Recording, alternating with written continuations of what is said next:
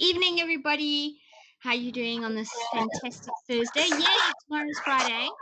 So we're wrapping up our week, and we've got, like I promised, Angela Rivers here from JPOMA to talk about the Johannesburg CBD, Central Business District. And yeah, welcome, Angela. Thank you, Ruth. Thank you so much for having me. I have been so excited to be on this show and to talk about a topic that I'm extremely passionate about. So thank you so much. Welcome. Really appreciate it. And you can share your, it's a remarkable journey. So yeah. Oh, there's the kitty cat again. Hello, Meowsy. She can't help herself. She's the whole day until I'm doing something important. Like kids as well. Yeah. Yes. Or like phone calls. Yeah, so let me tell you a little bit about who JPOMA is first, so that you can get an idea of what it is that I do right now. JPOMA stands for the Johannesburg Property Owners and Managers Association, which is in a very specific border of the inner city. So if you looked on the map, our north border would be Louis Botha, southern border is the highway, eastern border is the Bears Valley and Kensington and that, although we don't go that far, but we like to include them anyway. And then western side is Fordsburg. So it is a very small community or a small area considering the size of Johannesburg itself. And in that, saying that, it is very dense and highly populated.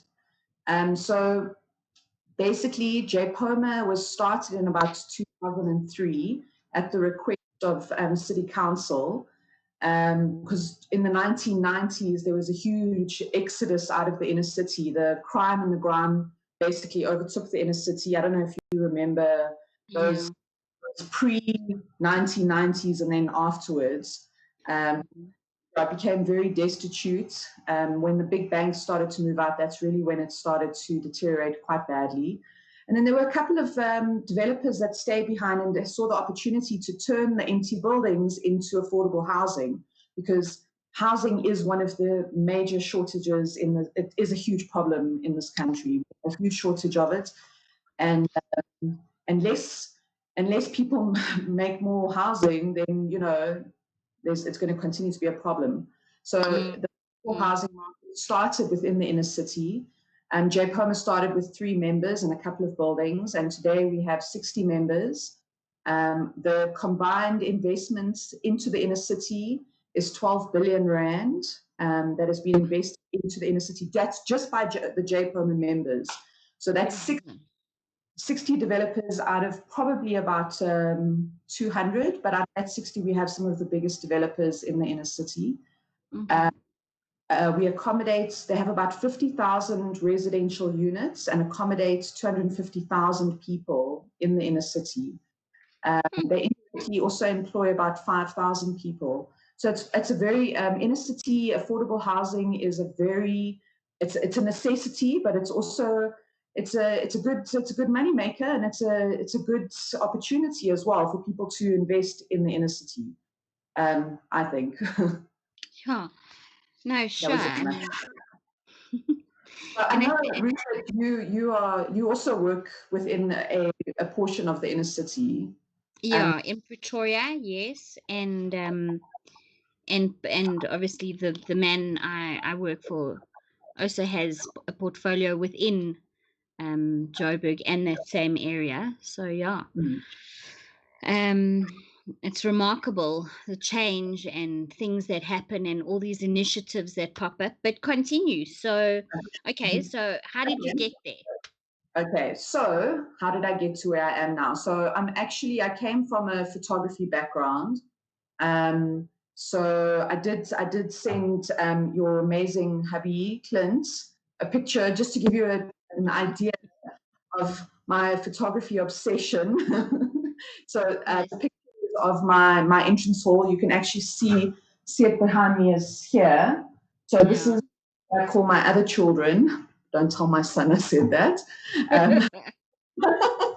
And yeah, this is my camera collection. Everything from still cameras to video cameras, and Oh, wow.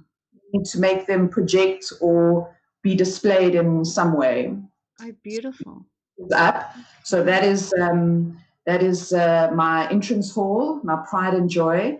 It's not all those. My really valuable ones are locked away right now because they're the old-fashioned bellow ones that open, and the dust gets into the bellows and erodes them. So they're locked away for safety reasons. Wow. 2 glass cabinets coming that'll sit either side, and then they will be on full display. Then all the babies will be out. Oh, awesome. Awesome. So, yeah, so that's I where see. yes. No, I see some viewers are here. Elizabeth's here. Good evening. Melissa's here. Has it? Rosemary Pretorius. She was very interested in to hear about the CBD, and also Isabel Ndebele. She's here. So awesome stuff. Welcome, ladies. Yes. Okay. So right. So your photography, and then you. Yeah. Okay. So I in 2002, 2001. I think it's actually 2001. I studied at the College of Photography in Pretoria. I honestly thought I was going to end up doing something like commercial photography or portraiture, something with people. And I couldn't really find my niche when I was there, but I did a lot of different things, won a lot of awards at the end of it, and then stayed on the following year to be an assistant lecturer, which was really amazing because then I had an opportunity to actually teach some students, and that was really a good year for me. Okay, brilliant. And also during that year, I ended up falling pregnant, so it was a very good year for me. And I got my gorgeous son, who's now 17. So yeah, I worked for my dad for a couple of years after that, and I still couldn't figure out how this photography was going to fit in. And then I started at AFCO in 2005, which is the affordable housing company within the inner city. And I got my dad has always been in the inner city since I was born. I was born in Hillbrow at the Queen Victoria Nursing Hospital, and grew up and then grew up in Houghton, Norwood, Orange Grove. So I've always been in this area. Yes. So it's really like, I think it's in my blood, which is also why I get so excited and so passionate about it. Yes. And I remember growing up, because my dad is a plumber, and growing up and sitting outside these beautiful buildings in the inner city while my dad would go and fix a burst pipe or whatever needed to be fixed. At that stage, my dad was doing AFCO's plumbing, and Rennie Plitt, who is the most amazing human being, but he doesn't like that to be told. He asked my dad if he had by any chance had a daughter, because he needed a PA, and my dad said actually he does. Job interview on Friday, started on Monday, and was there for 8 years. And it was I think that was where my passion grew, where I realized what I wanted to do with my life. That was when I discovered that architectural photography is what I really enjoyed more than anything. Photographing old buildings, new buildings, dirty buildings, gross buildings, anything to do with buildings. I just love photographing. I love outside in public spaces, in the urban jungle. I'm getting goosebumps. I just love it so much. I love the energy. I love the creativity that goes into designing these buildings and the workmanship that goes into it. It really got me. It inspired me a lot, and I was very fortunate, being mentored by Rennie, that he appreciated that I had this creative side to me and allowed me to use it to document the story of the Johannesburg inner city, which I did. I've got about over 60,000 photographs that I took in that 8-year period. Yes, so it's very well documented. So the ones that we're going to show tonight were very difficult to choose. So I hope you guys like them. Okay, brilliant. Okay, so yes, all right. So obviously when you think of Central Business District now, so a whole lot of images come to mind. Obviously back then you say that the CBD was obviously plagued with crime. So Yes. let's talk about some of the most hectic buildings that you've encountered Okay.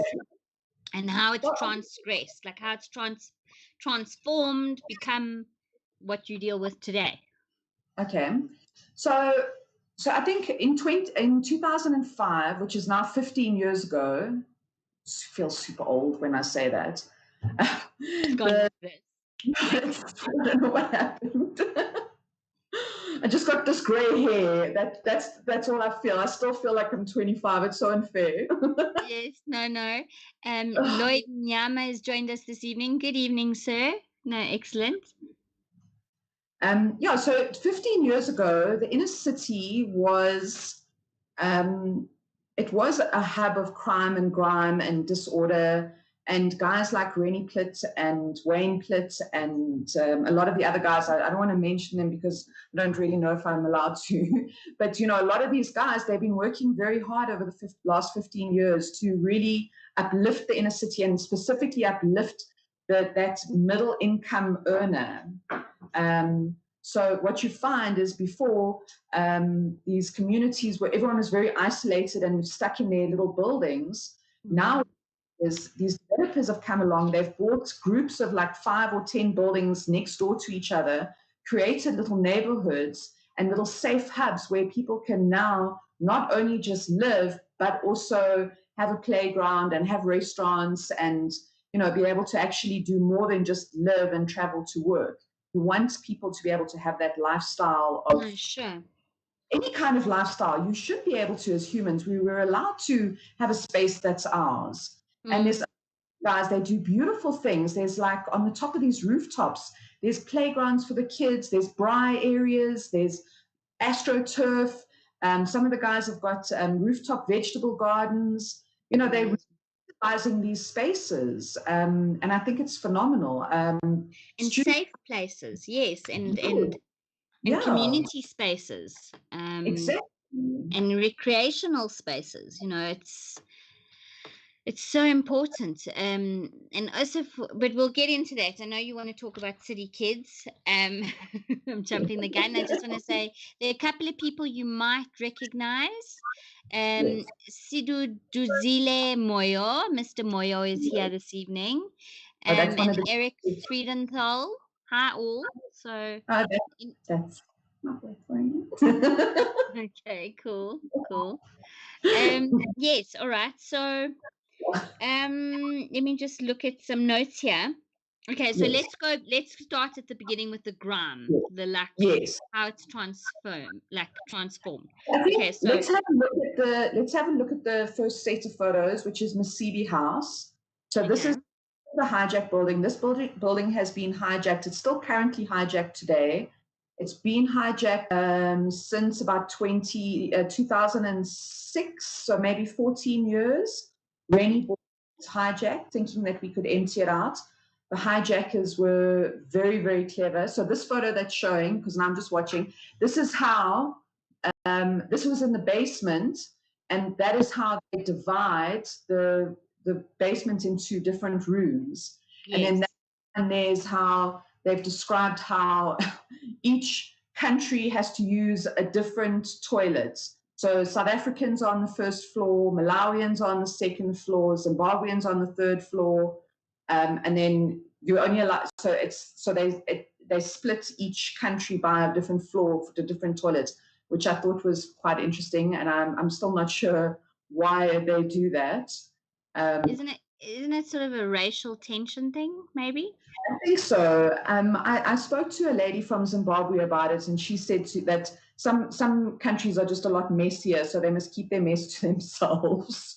So Okay. I mean, obviously with xenophobia, it's a bit like yeah. I mean, it is definitely a form of xenophobia. segregation and And that sign just kills me because it's talking about how you must flush the toilet properly, otherwise you will have embracement, not embarrassment, embracement if you don't use the toilet. yes, no, definitely good African spelling. Like you see all these amazing signboards on roads and things that I'm sure we could find some that are very creative and inspirational. So Oh, Dudu's yes. here. Dudu says, hi, Angela. Hi, Dudu. Kids. Pardon, say that again. She's from City Kids. Okay, brilliant. Welcome, Yes. Dudu. Nice to have you here. All right. And then, okay, so I mean, I know I've been in apartments we've looked at buildings obviously to purchase, and you walk into what is essentially a 80 square meter apartment, and you've got partitions throughout, and it's people living in 2 by 4 little spaces or 6 by 6 little spaces, and that's it, and Yeah. shared ablutions. It's just, but yeah, it's astounding, and it's horrific actually to think. I mean, I know in China they have, what are the coffin homes, where you literally get a Yeah. cage. I don't know if you've seen some of that. So, and I Yeah. think Oh, those are Africa's terrible. definitely in the cities is very close to that. And at least there's a company like AFCO who is making things, you know, hopefully affordable and enriching lives. So let's continue. Okay, so there was this hijacked building, and then, Yeah. okay, no, so it's still Yeah. hijacked, you say? No, it's still hijacked. Every time that, so the building hijackers tend to be very clever and shrewd. I mean, they have to be to get away with it for so long. So some of the tricks that these guys have done is when the eviction notice was served, they brought in a whole bunch of blind people, and now you can't evict blind people because now then it becomes a social issue. And then they brought in all the social justice lawyers, and then it got delayed by another 2 years. So it's continuous delay tactics.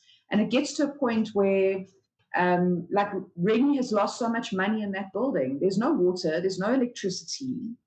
That basement is pitch black, and it is full of children, and it's full of people. And my argument has always been, and sometimes maybe it's not the most popular argument, I don't know, but my argument is, how is living like that better than living in somewhere that has got water and got electricity? And yes, I know it's a cost thing, but even the cost of living in those places they're not that cheap.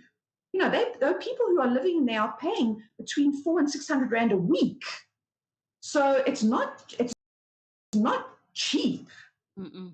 No water, no electricity. You live. Do you think it's a case of? Do you think it's a case of they just don't know any better, and they trust?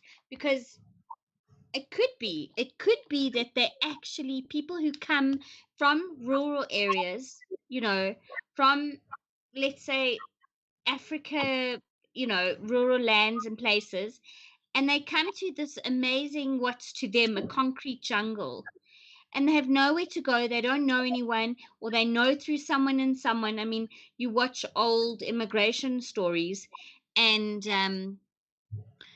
they fall into these traps where they get stuck in these places.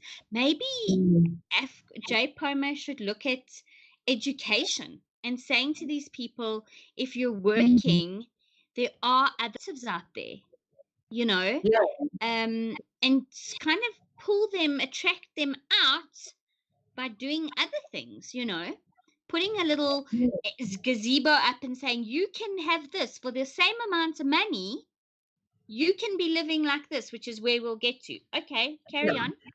A lot of the guys do that, and I think some of the reasons that I can think of why they continue to use these spaces is, number one, sometimes the guys come from the rural areas, they're undocumented, they don't have IDs, they don't have pay slips. A lot of these legitimate land want to do credit checks, they want to do vetting, and if you are from a rural farm, or you in the country illegally, or you're not here on a work permit or any kind of legal visa, it's very difficult to get accommodation with a legitimate landlord. And maybe that's where the gap in the market is for some entrepreneur, is to do accommodation for people who don't have the paperwork. Take And you know, I don't know, they're already paying 600 Rand a week at the dodgy landlord, you know, Yeah. and that's At the yeah.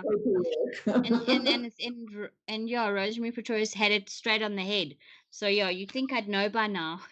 I have a very idealistic rose tinted lens when it comes to these things. I try and look at the humanitarian aspect and not so much the practical aspect of things. So excuse me. Yeah. Yeah. All right. Um, Yes. So yeah, so what we can do is we can go.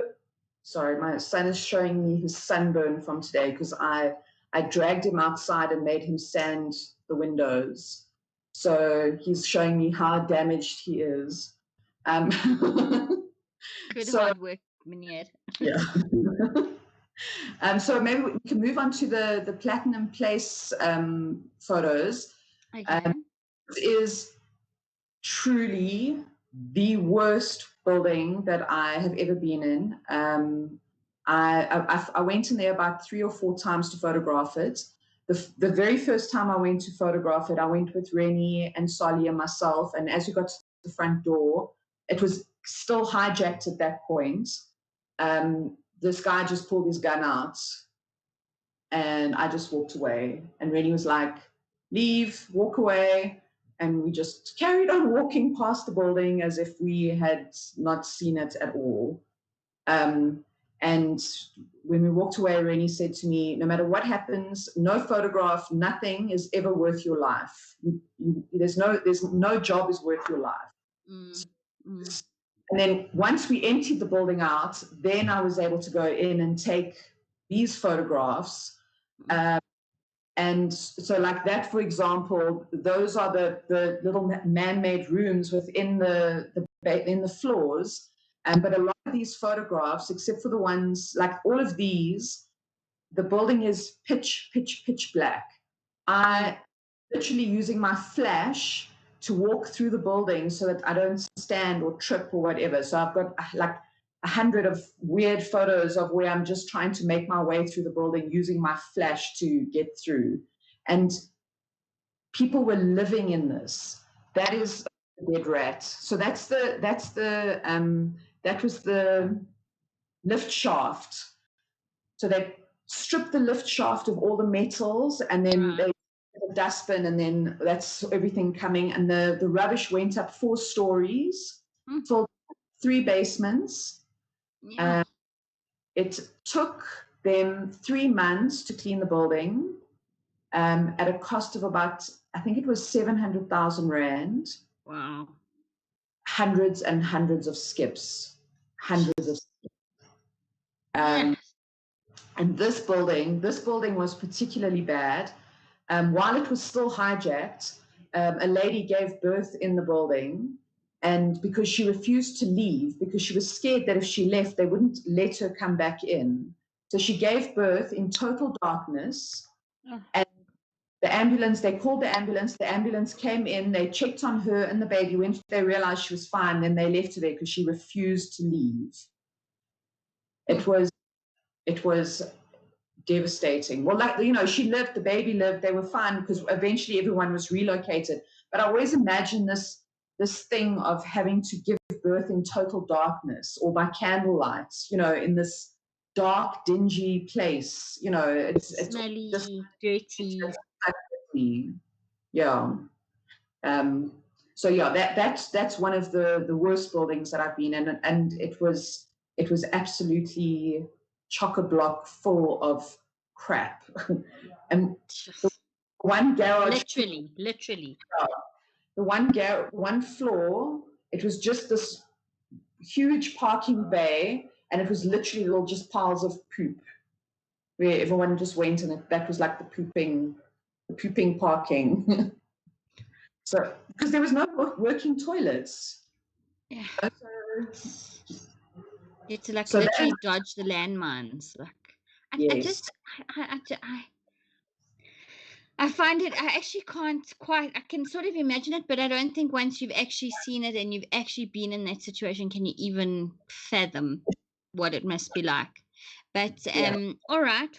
On a positive note, yes. we've got the after photos. So these are because I had left AFCO already once the building was renovated. So these photos are from AFCO, and this shows what that building eventually became. It's just 2 photos, so we'll just have a look at those. Okay, it will come up on screen now, I'm sure. Yes. No, There we it's so go. important. So yeah. Yeah. So this building is Oh, set communal bathrooms, okay. and so that's the communal bathroom. You'll see the showers and then the toilets, and then those are the little rooms. And Wow. it's called Platinum Place, and it is one of the most beautiful buildings. It's actually it's about 4 buildings on one city block. Wayne went to an auction and thought he was buying the first building, and then when we got the paperwork, he'd actually bought the whole city block. So, Okay, so that was bargain. He didn't quite calculate GLA there.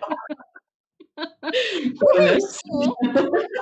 So one of the great things about AFCO, besides the affordable housing thing that they do, is that they, when Rennie was still the COO, yes, him and Wayne bought the school City Kids.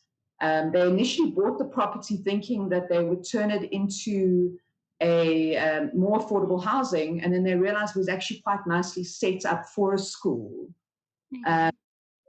Yeah, and it's pretty amazing place. It's on an acre of open ground, so they've got playgrounds for the kids. So in the middle of the inner city, there's playgrounds and trees. There's a little mini soccer. There's jungle gyms for the little kids. It's private education, and it's set up as a non-profit.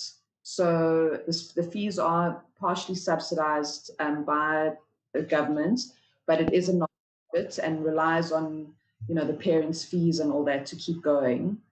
Brilliant. Oh, it's so important. It's so important. So that's one thing that, even in some of, the places that you see in Sunnyside, and even in most complexes, the kids are always running around, and I think there needs to be a change. Kids are always, funny enough, they're the most important in our lives, but somehow they're always the last to be considered. And that sounds crazy, but they almost are forgotten. If that makes, or maybe I'm just being a little bit cynical, but I think if there's an amazing place for kids today, places will be let. Places will be, it's really an attractive way for property investors to something for them to look at, Yeah. Timber Properties have done that whole Jewel City development, and they've put a Kuro school in there, which is amazing. And one of the things with the inner city is, yes, there's all this great accommodation, and we'll have a look at more of those photos now of the before and afters. But all that accommodation means nothing if you don't have enough schools. Educated. And I think I don't want to go into politics, but the government is letting the people down by not allowing people to open more schools. They make it extremely difficult.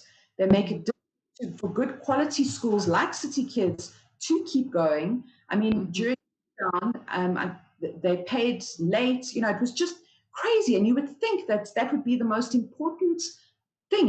That's the future.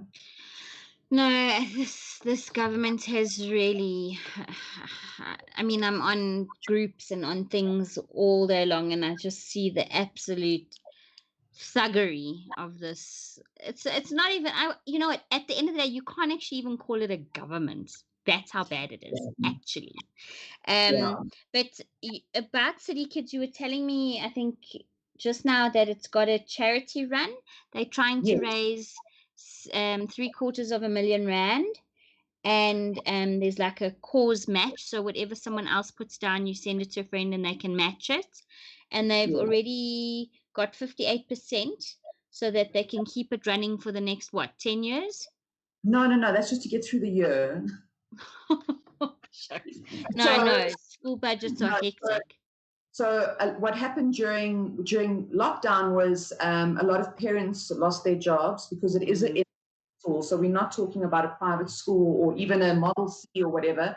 It is an inner city school with, that is caters for a certain market, and only able to collect 45% of the fees during lockdown. So this 750,000 is to basically keep them going, keep the lights on, keep everything going. They're trying flashing water, municipal. In fact, municipal bond payments. Because it's a non-profit, it doesn't mean that they don't pay bonds and other expenses. So it is it's to keep the doors open. Basically, that money is needed to make sure that teachers get paid, that everyone is, that the school can carry on going at least till the end of the year, and then hopefully parents can get it back on their feet. So there was also something about a COVID rates relief program I heard about. So I don't know if that was, but I'm sure that's already been calculated into everything. Or interestingly enough, the schools are excluded from that. What? Yes, but churches and other institutions are in. I don't know because we tried. I tried to help City Kids get it, and it came back to say that schools could not get the relief. Now that is just unacceptable, because I know with tax rebates and things. Well, I need to check my facts, but I think you can get a special I think discount or whatever it is for institutions that are either religious or etc. And schools I really thought schools were part of that. They've got their own special rate anyway. So I think they figured, well, you're already getting a special rate, so why must we give you more of a rebate? Well, especially if it's for, I don't know, like I say, I don't even call them governments. I really don't. It's just like, But anyway, all right. Okay. Let's look at some happy photos. So let's look at the before and after photos. Because those are the nice ones, because then you can see where all that grub and grime and disgustingness actually became something beautiful and livable, and the reason why I love the inner city and the work that I do, because people go from living, so that's the old Chrysler building. Okay, so there we go. Now we can just run through those. So these are just the kind of before and after, what people were living like and what those apartments were turned into. Wow, that's incredible. Yeah, that's the old Chrysler building. Sure. Yeah. So what over the years, what these inner city developers have realized is that if you go and you put in the cheap sinks and the cheap tile, use the cheap paint, you have to keep fixing it every 2 to 3 years, and it's not worth it. So they went and they invested the money into the buildings. They upgraded them properly. Some of these guys have got proper ceramic tiles and marble tabletops and poured concrete tabletops or whatever to make it last as long as possible. So it looks really high end. It's good quality. And then the maintenance is obviously, like over the years. Yes. And I mean, some of the quality of these buildings that I've been into after they've been refurbished, it's better than places that I've seen in Sandton and, sorry, I'm being licked here. Hopefully by the dog. Yes. Yes, by the dog. She's telling me bedtime. And that's the kind of stuff that really gets me excited as well, because these developers are looking at this and they're like, how can we make this nice for a family? What can we do different that will make it more comfortable and feel like a home? So a lot of these places, they come with built-in cupboards already. Some of them come with built-in stove top. And then you can get fully furnished. It just depends. The student accommodation is all fully furnished. They've got, as I said, the playground areas. They've got the braai areas. They've got one of our members, the Johannesburg Housing Company. They have all the extra maths lessons for the kids. They have aftercare facilities. Brilliant. Is based around childcare, child support, aftercare facilities, master maths, all that kind of stuff. They have it in the buildings for these kids so that they can really develop the younger generation. And also what happens is the parents are out at work and they feel happy and secure because they know that their kids are safe, and kids are not playing in the streets, which is a huge thing. I cannot handle kids playing on the pavements. So now they're being pulled off the pavements into the rooftop play areas in the I know that Ponty at the moment is converting one of their garage floors into a playground for their kids. So yeah. So okay, so can we talk a little bit about Ponty? Is Ponty yes, owned by an AFCO member or not? yes, it is. Yes, it is. So Ponty is an AFCO member. Sorry, a JPOMA member. Sorry. Sorry, that was my fault. JPOMA, yes. Yes. So Ponty is owned by one of our JPOMA members. Okay. They only joined us last year, or was it last year, which has been really good. I spent a lot of time with them, helping them to set up different projects and stuff within Ponty. My big project, which I'm very, very proud of. Unfortunately, COVID did screw us a little bit, but it's fine. We're kind of back on track. Screwed everybody, yeah. So I work very closely with an organization called LOC, which is Love Our City Clean. It's a youth nonprofit organization that focuses specifically on recycling. There that you'll see with all the students, that's LOC. We'll get back to it. What we did was LOC JPOMA connected up with UJ. So those are the photos of the UJ students. And what we did is we got in contact with the Department of Environmental Health at UJ, which is that are training to be building inspectors. So air quality, recycling, waste, everything. That's their job. So now what we've done, we've made an agreement with the UJ and that department where the students will now use Ponty as their practical. So instead of just sitting there the whole day reading from books, they now walk across the road. We go to Ponty, we do tours. We're starting at the moment with their recycling project. Well, that's what we were starting. So the idea was the UJ students were going to walk through the building, educate the tenants on why to recycle. Because for me, recycling will never work unless you personalize it. It has to be personal, and it has to be something that you remember.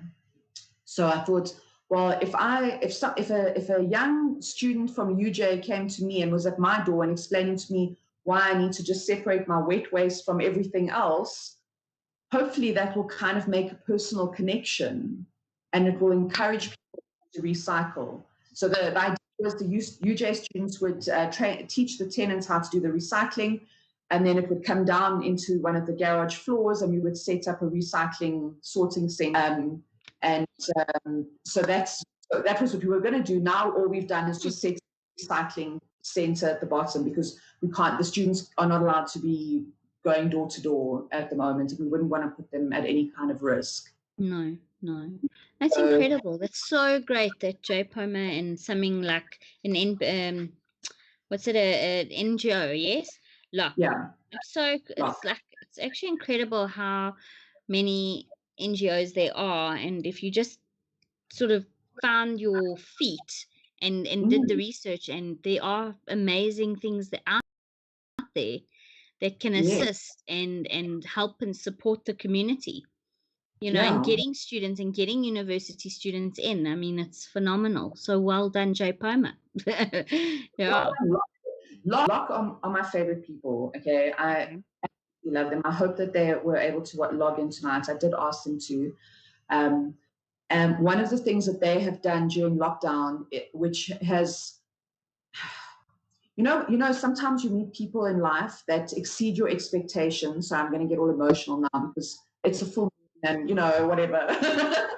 um, and during lockdown, they started a recycling swap shop. They were given food by one of the food people to cook. And then obviously during lockdown, they weren't allowed to cook meals. So they had all this food that been given to them through the church that they now needed to get rid of. So what they did was they started a barter system where if you bring a bag of cash, you get points, and then your points will buy the food. Yes. And they started that in Bertram's out of pure necessity to get rid of this food and to clean the community and to somehow also keep the recycling going. And now it has grown into a huge thing. And this pilot is doing so well that I was in a meeting today and they're talking about replicating it throughout the city because it has been so successful. And there was a lot of stuff happening today, but if I remember correctly, there's now even an app that's been developed where you can log your points and everything. So, but that's in a pilot model at the moment. So, and I mean, these are two youngsters with just great ideas and passion for trash and garbage, and they get me excited about trash and garbage, and they just phenomenal. They are so phenomenal. Wow. Kitumate Meti says, Magwaza said we are here. Okay, guys, welcome. Yeah. Okay. Yes, so yes. Yeah, TG, guys, to subscribe. Okay, this is about Angela and her journey. We don't have to do that. No, you have to subscribe to Ruth's channel. And maybe Lot can come on and they can talk to us more. And where else? What are their plans? And where else do they see themselves? We might have the next big Tesla man. I can't think of his, like the next big entrepreneur of the future. Mr. Magwaza. Is it okay? So help me here. Ketumeti. Is it a that's the wife. okay? Hello. And she might be using. Okay. Yeah, no, they're beautiful people. They should be more out there in the world for people to see all the amazing stuff that they're doing. I have a lot of respect for them, and I enjoy working with them. They're good, honest people. And something to someone the other day, and there's something really nice about being around people who are passionate and love their job.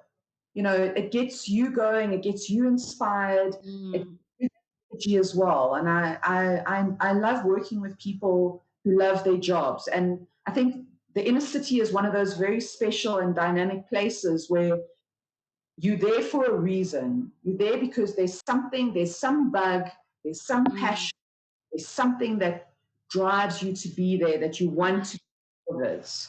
Yeah, and just I think about all the there's such energy within our African cities.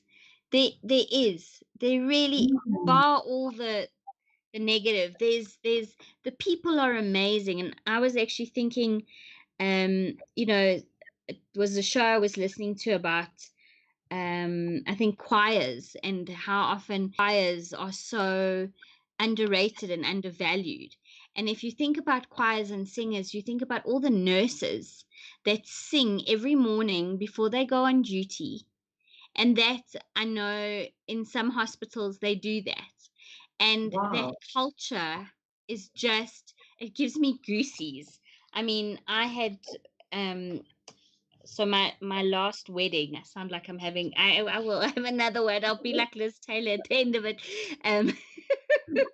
But all the staff at my mom's old age home, because we had the reception there, sang for me, and I was in tears. I was so overwhelmed because it like rocks your soul. It's like Jaluka,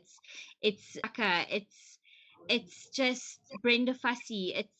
There's this beat and this jive and this energy that's within Africa, the heart, that, and that's what we need. That's the togetherness, the hope, the communication, the Ubuntu. I think that's so important. I So totally well done. thank you. Thank you. Practicing gratitude. Thank you. Decided to drag it from last week to this week. I'm having lots of fun practicing gratitude. Right. Yeah, it's so important to count your blessings, and yeah, I struggle. Look, I'm learning. I'm learning all the time. I really am. I'm not perfect. Definitely not. I do struggle with my own. Obviously, everyone does. We all have our trials and tribulations. But I think when you see, I mean, I've driven through the inner city, and you see what people. I think a mozzie just got me. Yay, summer! Um, when you see, we're gonna put the fans on Nana. When you see just the struggle of some of these people and how they can lift themselves up. It's remarkable, and well done to JPOMA and to all the people invested in making South Africa a better place. Yeah. And to all the people who put in the time and the hours. And yeah. Is there anything else you wish to add, or? No, well, so what I've Yes, done you is still I've got your just favorite chosen, photos. Your yes, favorite I've just photos of. chosen like a couple of my favorites that I've taken over the years. I want to keep it as, I think I only chose 12, which took me like a week. It did help that my hard drive crashed and I couldn't go through all 60,000, but that's okay. These are some of my happy, nice inner city photos. Okay, so we're gonna have a look at them now. Yeah. Yes. So this is Mm. this is in Maboneng for those who have never been to Maboneng. So that's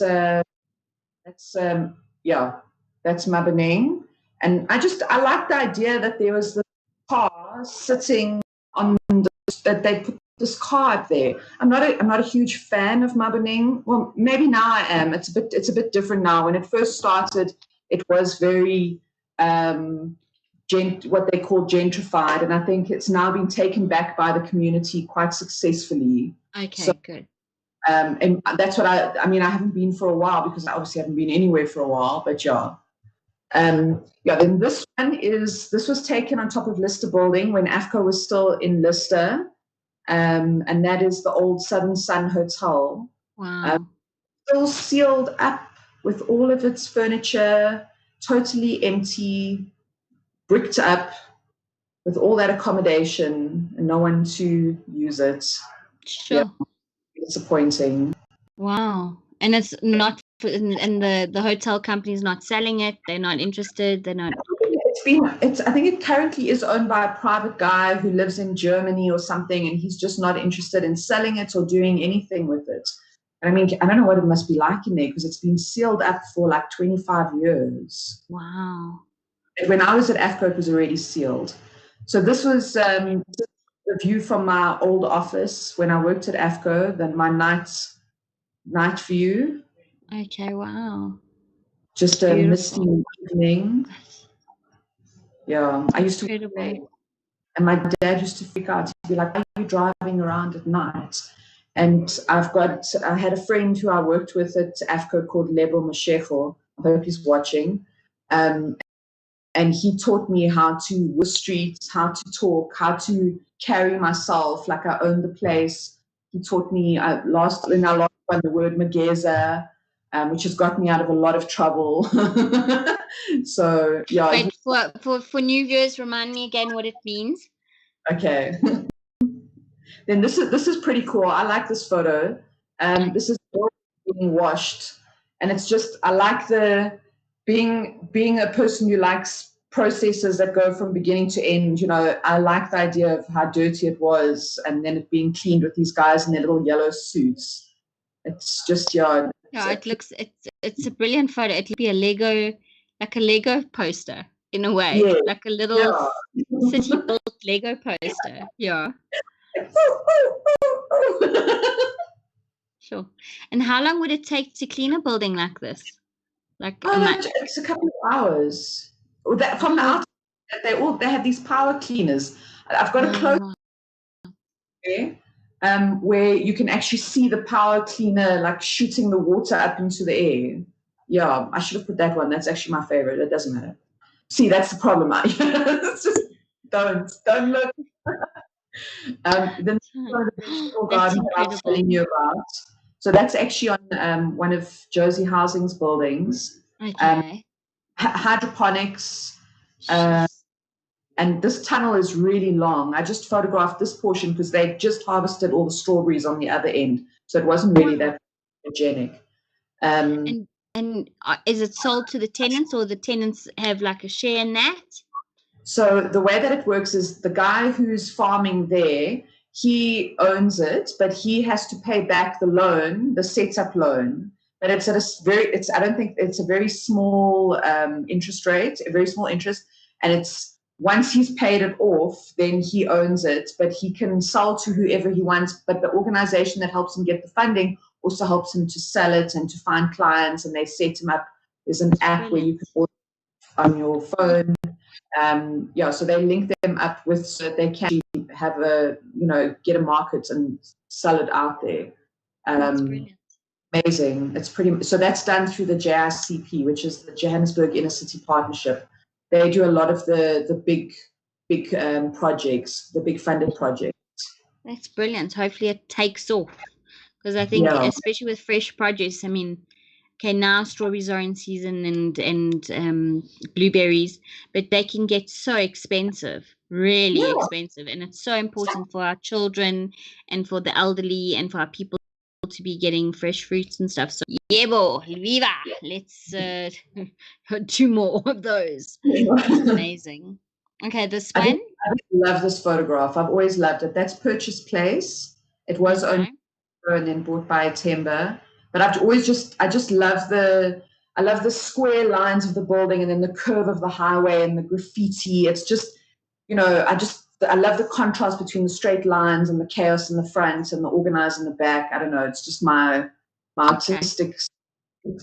It gives me.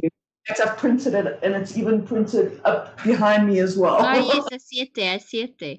Yeah, that's kind of cool that it's there, and it looks like it looks like a fin from where I'm sitting, and you see the white light. It looks almost like a fin in the photograph, sort of. Oh yes, it's coming out of my head. It's incredible. Okay, brilliant. Yeah. Then. Yeah. Are there TG anymore? What else is there? But yeah, no, there's so much beautiful architecture. But I think are we having a technical difficulty? No. Okay. It will come now. I don't know. We have a timer. Must I talk like for 3 minutes for each photo? There you go. So that's what's it? Bra Theatre. Oh wow! So that's beautiful. The old Bra Theatre, and it's been. See, that's what I want my living room to look like. Yeah, I mean, if you think building that's a heritage site, and the inside is still immaculate. It's still got all the pressed ceilings and the stained glass windows. Youth centre and youth education through there. So that's in Hillbrow, and it's just beautiful. I love that place. I've been to a couple of meetings there, and I love old buildings. I also do. We went. So I think Josie Housing has a lot of their functions or their meetings at the Rand Club, and that also is just, it's incredible. It's amazing that such a place, and it's got such history. In fact, they did a film shoot, I think, on one of the bachelors of the Rand Club, and it was so good that they used that venue. I think someone else's family member got married there, and it's still very much a part of the society. And it's so important to remember such places as historical importance, you know. So yeah. Yeah. No, it And is, and it's buildings great. like that. There's a lot of youngsters that are coming back into the Rand Club to try and save it and to get it alive again, which is great. There's a guy called Brian McKinney who is a huge supporter of the Rand Club and the Heritage Foundation, all that. He's one of the people. I want to talk about this photo. Okay. Yes. Yeah. And there was the skyline. Okay, sorry, I went. Maybe we can go back. TG, we can go back to. Let's just go back to the previous photo, the one of the skyline. Let's see if we can do that. Right. Okay, give it. There's a delay on our side, so. It's okay. Hold on. All right. Shall we talk about the safe photo? Let's talk about the safe photo, and then we can go back. Yeah. Oh wait. There you go. Okay, there we go. So that's also a Lister building. This is one of my favorite photos. That's obviously the moon, and the sun was setting behind us, and it's just, for me, it just shows how beautiful nature can contrast with the man-made environments. It's just, yeah, I love that photograph. I had it blown up huge for Rennie's office as a surprise for him. Lovely. Yeah. Oh, brilliant. So yeah, I love that. All right, and then the one on the safe, the lady sitting in the safe. So that one is actually called The Lady is Safe, because she's living in a safe. And it's a very it was very upsetting. It was in Masibi, the first buildings that we looked at, and although everyone was living in the basement, and the building was part of the whole old diamond district. So this was one of the old diamond walk-in safes. Right. And as around the corner, I saw the safe door, because you can see it's like a solid safe door, and I just happened. And she was sitting on her bed, and I thought to myself, my word, this woman is living in a safe. And I looked up, and the only oxygen she had was, they drilled a hole through the top of the roof so that she could have oxygen, because obviously safes don't need oxygen. And if you look at this photograph, on the inside, there was the deadbolt on the inside, so she could lock herself into the safe at night with this little hole at the top. And it's one of those photos that moved me, and it moved my mother. Like, my mother still talks about it these days, because this photo must be nearly 10, 12 years old. And it's still something that it affects me. It really does affect me, because in order to be safe, she had to live in a safe. Because outside of that room, it was terrible. It was wild and crazy. Yeah, it's just, yeah, it's what our women go through, and that's also why I love, I think, Africa, because they go through so much, and yet they are still so positive and have so much hope and have so much, positivity. But those safe rooms, so my mom used to work for the Navy, and I know in town as well, a lot of the old buildings in Pretoria, obviously they were military buildings, they were intelligence buildings, and a lot of their offices were in safes. Like, I'd go to visit the Tanny, who would give me a cookie when I was, and there I'd like come to the safe, and then you'd like knock, and then like something, and then she, this woman, whoever it was, I think her name was Tanny Mari, worked in a safe. Like, she actually worked in a safe because she dealt with a lot of like military intelligence stuff. Crazy. Wow. Now in it, that's like it's almost sublime looking at that photograph, because I remember it now.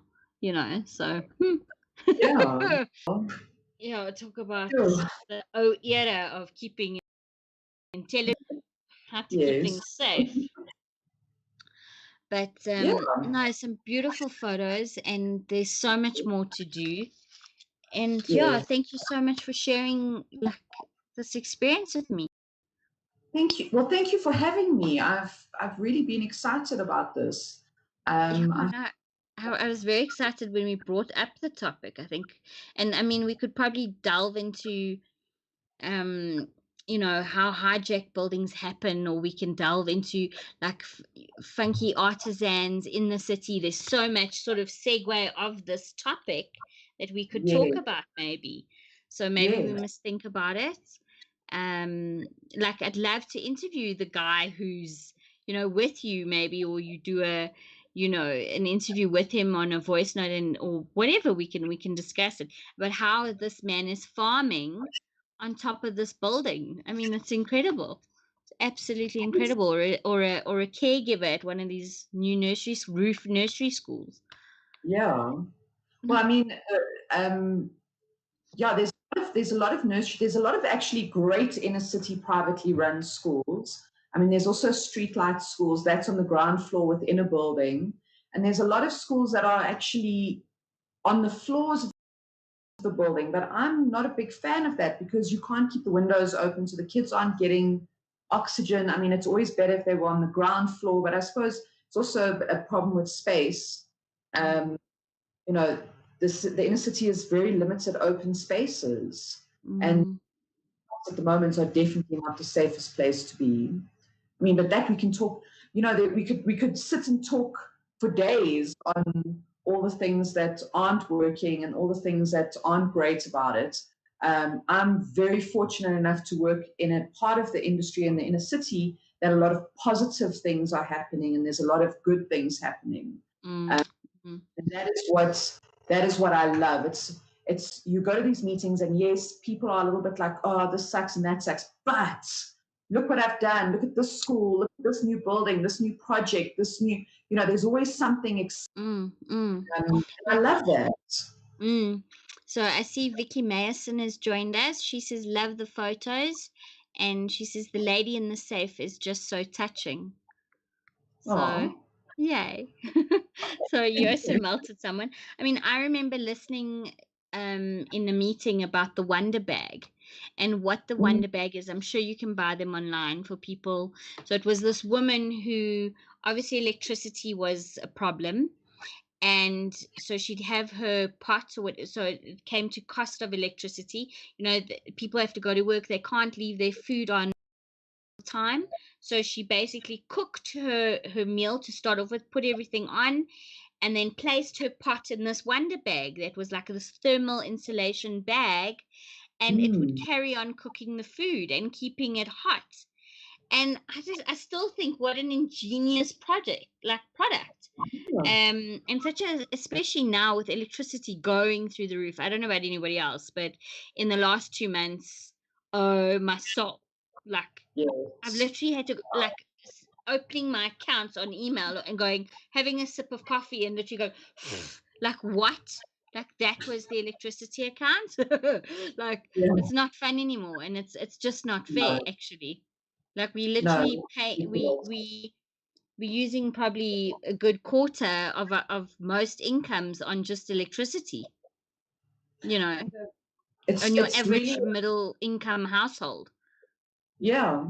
Well, Yeah. I mean, I do an exercise. Well, I do it every year where I track the cost of how household living compared to the cost of utilities, because obviously it's part of my job. Part of the work that I do for JPOMA is working a lot with city council and tariffs and all that. So that's the very kind of methodical admin part of it, which needs to be done. And Mm-hmm. in 10 years, the average household income has gone up by 100%, and the rentals have gone up by like 120%. But utilities and city council charges, and this is only in Johannesburg because that's obviously the area that I look at, Yeah. have gone 340% in 10 years. So compared to 100% of your actual household income, sorry, the household income went up by 100% and utilities went up, it's like 328%. Mm. How Right. justify that? It No, is, it, because like I say, they're not governments. They've destroyed the infrastructure. I mean, this evening and theft, because it's this whole vicious cycle, because there's no work, so there's crime, and then there's theft Mm. of cables, and then there's no electricity. Then I'm telling you, if people can get off grid, if people can like Wonder Bag, if you can invent Yeah. something like that, I swear I want to find out. Oh, I'm going to look online, and I swear I'm going to invest one for Christmas or for Hanukkah for No, you myself. can. Wonderbag.co.za. You can Yeah, order one. yeah, it's like an They amazing, and it are comes with they're funky amazing. colors, and yeah, and I mean, And there's there's just so different much. sizes for whichever pot you want. And you know what's interesting about the Wonder Bag, besides the fact that she did it to also to save electricity, but the second reason as well, because of the safety of leaving food cooking the whole day while you're at work, and with all it started off as also part of a safety thing because of the shack fires and all that. So Mm, now, and even if you're in a rural area, you can take the pot off your fire, put your fire yes, out, pot in the bag, and it will carry on cooking throughout the day. And it yeah, does. I've eaten food from a Wonder Bag. It is a Wonder Bag, but from a pot in a Wonder yes, Bag. yes, and it's And and it's it's great because it's slow cooking. It emulates a slow cooker. yes, which is the best. Oh, love slow. And they're Oh, not love. that expensive. I think they're like 350 Rand or something. Yeah, it's to a great cause, and it's empowering, and it's obviously giving people jobs, and yeah. So Yeah. no, brilliant Yeah. stuff. Well, thank you so much, It's a and pleasure. Thank you. and have a great. Support City Kids before we go. Support Oh City yes, Kids. yes, yes. Let's talk about City Kids. So Just if you go to their website, or we'll put. I'm sure we'll put the put it. link in the we'll put the link Yeah. in the bottom of the description, and then or do you know the website? If we can just. So the website is the City Kids website is City Kids, but with a K and a Z for Mhm. kids. .za, and the cause match. I don't know offhand. I'll send that to you, and you can stick it at the bottom. That's the charity run that they're doing. Yeah. Okay. No, brilliant. And hopefully people can donate if you care about children in the inner city and giving them a chance to better themselves. Then yeah, I know things are tough, but every little rand helps. It really Yeah. does. So yeah, People great are stuff. donating 10 Rand. We're not, it's not about the quantity. Literally every cent helps. No, sure. No, definitely. No, we have to assist. All righty, guys. So thank you very much. Thanks all Thank the you. viewers for tuning in. Yeah, have a great weekend, and hopefully we'll be streaming on Saturday for our Halloween at stream. We're not too sure how that's going to pan out, but if you're interested in joining our show, pop me an email at rebelliousruthie@gmail.com. I think the description is also below. If you want to join us for a crazy Halloween fun show, and we can have a bit of a party and great stuff. Excellent. Thanks, Cool. Ange. Bye, everybody. Thank you. Be safe. Take care. Bye. TTFN. Bye.